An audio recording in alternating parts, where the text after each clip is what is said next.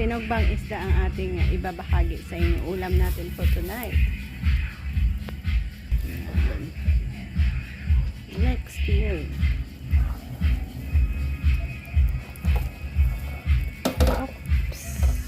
Yan, sa 2 piraso meron tayo dito asin, salt, kalamansi, at black pepper. Next, i-add natin dito. Ay, sagyan. Sagyan muna natin yan ng line or guhit-guhit. Ganyan. Ria, dali, Gil. Sagyan natin ng line. Tatlo.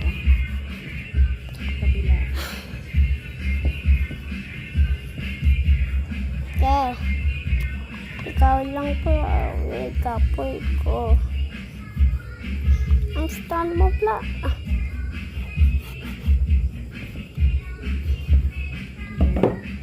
Lagyan natin Yum, yum. i-post. At ready na.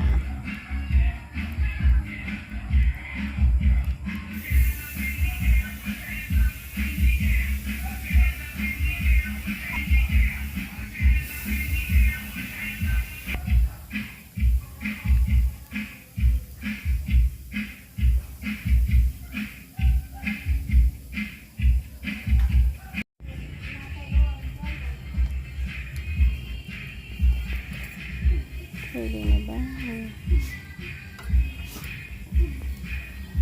Hindi pa yata pwede. Mamaya na. Ayan. At pwede na tayong kumain, guys. So, ito na ang ating grilled fish natin. Yes,